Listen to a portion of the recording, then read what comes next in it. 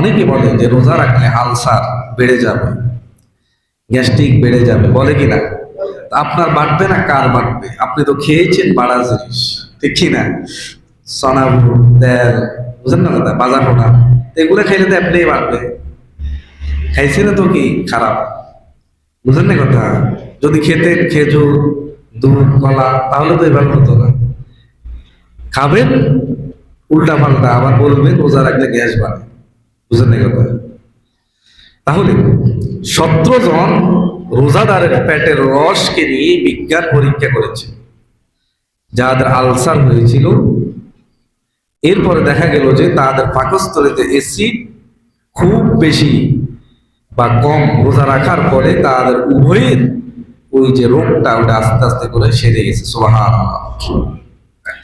তাহলে অ্যাসিড কমে যায় রোজা রাখলে, তবে খাদ্যগুলা ভালো খেতে হবে, এটা সত্য। বুঝলেন না কথা? আপনি যদি বিরিয়ানি খান তেলযুক্ত, এটা খেয়ে যদি রোজা রাখেন, পুরা দিন আপনার কি কষ্ট হবে? হবে না? হবে না?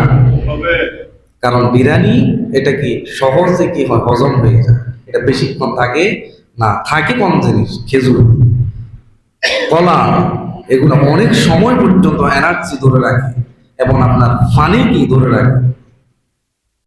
শশা, এগুলো খাবেন, আপনি খাবেন উল্টা পাল্টা, আবার বলবেন রোজা দেখি গ্যাসে অনেক জ্বালা। লাইফ স্টাইল শেষ করার দরকার আছে না নাই?